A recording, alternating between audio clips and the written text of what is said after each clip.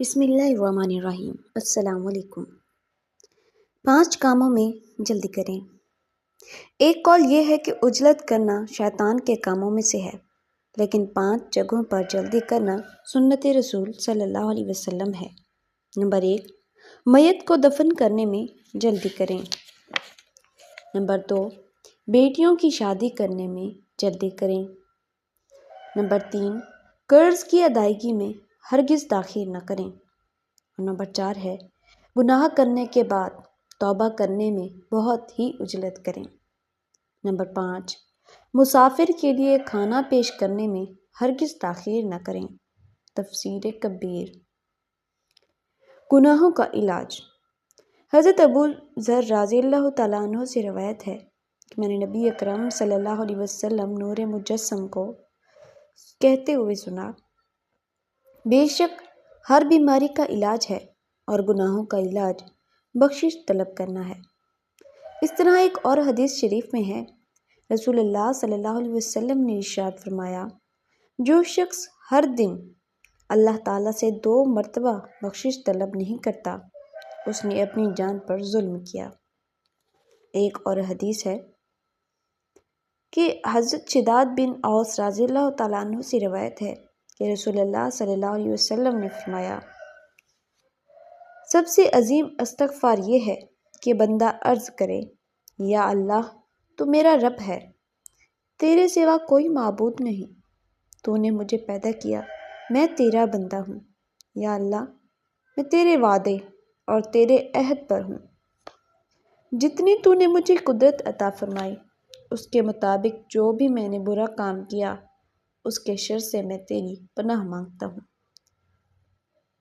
تیری طرف سے مجھ پر جتنے نعمتیں ہیں میں ان سب کا اقرار کرتا ہوں اور میں اپنے گناہوں کا اقرار کرتا ہوں، یا اللہ مجھے بخش دے، کیونکہ تیرے سوا اور کون ہے کہ میرے گناہوں کو معاف فرما سکے۔ الحدیث۔ گناہ گار ہونے کے باوجود مقبول بارگاہ۔ ایک روایت میں ہے کہ بنی اسرائیل میں ایک شخص تھا جس نے 20 سال تک اللہ تعالیٰ کی عبادت کی اور 20 سال تک ہی رب ذوالجلال کی نافرمانی کی۔ ایک دن اس نے آئینے میں اپنی شکل دیکھی تو اسے اپنی داڑھی میں ایک سفید بال نظر آیا۔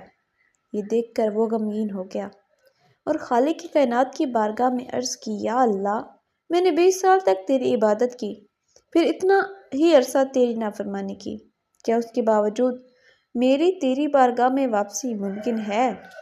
اسی دوران اس نے ایک کہنے والے کو یہ کہتے ہوئے سنا، ہم نے تیرے ساتھ محبت کی، تو نے ہمیں چھوڑ دیا، بس ہم نے بھی تجھے چھوڑ دیا، تو نے ہماری نافرمانی کی، ہم نے تجھے مہلت دی۔ اس گناہگار نے عرض کی، یا اللہ اگر میں تیری بارگاہ میں دوبارہ لوٹ آؤں تو کیا تیری رحمت مجھے قبول فرما لے گی؟ جواب ملا، اے ہمارے سیاہکار بندے، ہم تجھے قبول فرما لیں گے۔ یہ تمام حیات القلوب کتاب سے لیا گیا ہے۔ نصیحت کرنے کا نرالا انداز۔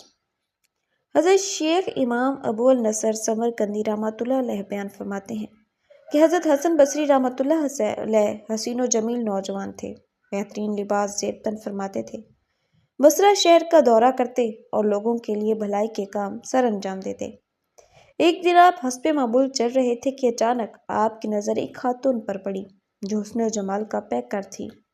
حضرت حسن بصری رحمۃ اللہ علیہ اس خاتون کے پیچھے چل پڑے تو نیک عورت آپ کی طرف متوجہ ہوئی اور کہا، کیا آپ کو شرم نہیں آتی؟ حضرت حسن بصری رحمۃ اللہ علیہ نے جواباً فرمایا، ممن کس سے؟ اس نیک سیرت خاتون نے فرمایا، اس ذات سے جو آنکھوں کی خیانت اور دلوں کی راز کو اچھی طرح جانتی ہے۔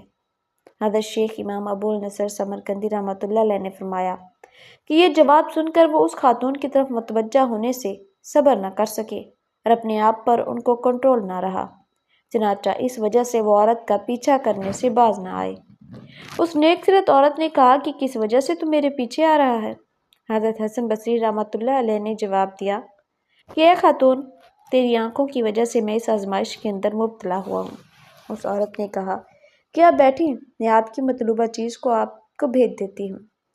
حضرت حسن بصری رحمۃ اللہ علیہ یہ سمجھ کر بیٹھ گئے جس طرح اس کی محبت میرے دل میں گھر کر چکی ہے اسی طرح میری محبت اس کے دل میں ہے۔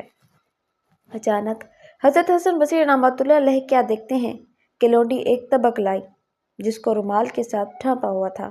جب آپ نے اس طبق سے رومال کو ایک طرف کیا تو اسے کھولا تو وہ دیکھ کر حیران رہ گیا کہ اس طبق کے اوپر اس نیک خاتون کی آنکھیں رکھی ہوئی ہیں۔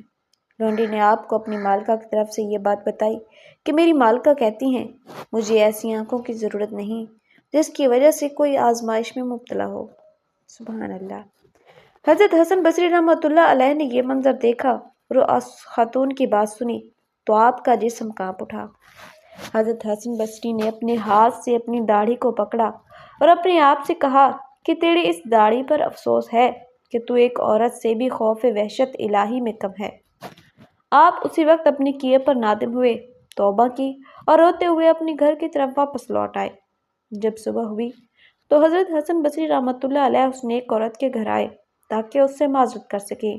آپ نے دیکھا کہ اس عورت کے گھر کا دروازہ بند پڑا ہے اور رونے والیاں اس پر رو رہی ہیں۔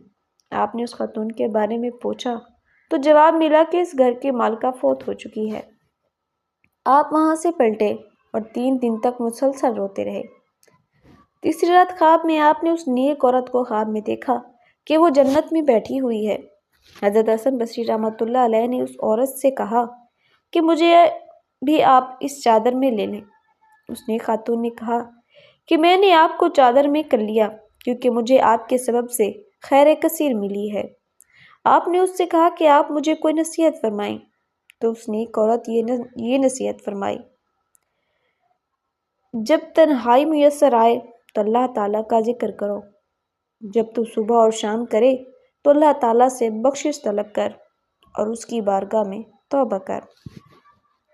حضرت حسن بصری رحمۃ اللہ علیہ نے اس نیک عورت کی نصیحت کو قبول فرمایا۔ رب ذوالجلال کی طرف سے اس قدر کرم ہوا کہ آپ زہد اور طاعت میں مشہور ہو گئے، بلند درجات حاصل کیے، خداوند قدوس کی بارگاہ